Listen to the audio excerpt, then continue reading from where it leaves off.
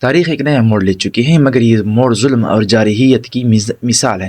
آج 3 جنوری 2026 کی صبح امریکی صدر ڈونلڈ ٹرمپ نے دنیا کو ہلا کر رکھ دیا۔ انہوں نے اعلان کیا کہ ہم نے صدر وینزویلا کو اور اس کی وائف کو پکڑا ہے اور ان کو گرفتار کر کے ملک سے باہر منتقل کر دیے گئے ہیں۔ یہ امریکی سامراجیت کی ایک اور کڑی ہے، جہاں ایک خود مختار ملک کی حدود کو پامال کر کے ایک منتخب رہنما کو اغوا کر لیا گیا ہے۔ یہ کوئی فلم نہیں، یہ امریکی جارحیت کی تلخ حقیقت ہے۔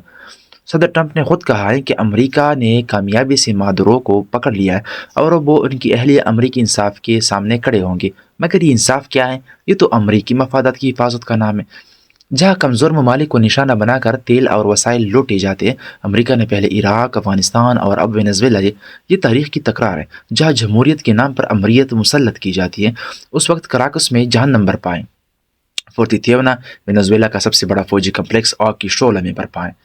صبح سویرے متعدد زوردار دھماکے ہوئے، آسمان دھوئے سے بھر گیا، سڑکوں پر لوگ ہیں، کچھ رو رہے ہیں، کچھ چیخ کر آزادی کا نعرہ لگا رہے ہیں۔ مگر یہ آزادی کس کی ہے؟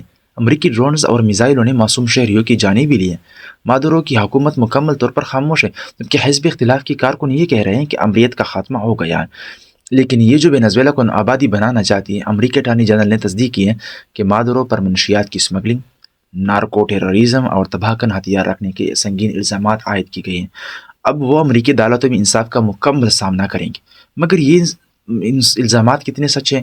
امریکہ خود دنیا کا سب سے بڑا ہتھیاروں کا تاجر ہے اور منشیات کی تجارت میں بھی اس کا ہاتھ ہے۔ یہ محض ایک بہانہ ہے تاکہ وینزویلا کے تیل کے ذخائر پر قبضہ کیا جائے۔ دوسری طرف میامی کی سڑکوں پر لاکھوں وینزویلا کے جلاوطن باشندے جشن منا رہے ہیں۔ وہ جھنڈے لہرا رہے ہیں، قومی ترانہ گا رہے ہیں، آنسوؤں کے ساتھ مسکرا رہے ہیں۔ برسوں کی جبری ہجرت، غربت اور ظلم کے بعد آج ان کے لیے آزادی کا سورج طلوع ہے۔ مگر یہ جشن امریکی پروپیگنڈا کا نتیجہ ہے۔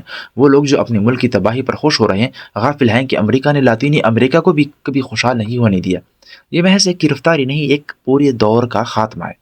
مادورو نے وینزویلا کو نارکو اسٹیٹ بنا دیا تھا، مگر امریکہ کا یہ قدم خطرناک ضرور تھا اور ظالمانہ بھی۔ یہ بین الاقوامی قوانین کی خلاف ورزی، جہاں ایک ملک دوسرے کی خود مختاری کو رونتا ہے۔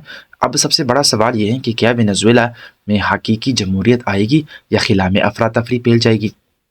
روس اور چین غصے میں، عالمی طاقت کا ایک نیا کھیل شروع ہو چکا ہے اور امریکہ ایک بار پھر دنیا کا غنڈہ بن کر ابھرا ہے۔ ناظرین، مادورو کا یہ زوال ہمیں یاد دلاتا ہے کہ طاقت عارضی ہوتی ہے اور انصاف دیر سی ہی صحیح ضرور آتا ہے۔ مگر امریکی جارحیت کا انصاف کون کرے گا؟ وہ وقت کی عدالت میں دیکھا جائے گا۔ ہم آپ کو ہر نئی اپڈیٹ سے آگاہ کرتے رہیں گے، اس لیے ہمارے چینل کو سبسکرائب ضرور کریں۔ شکریہ۔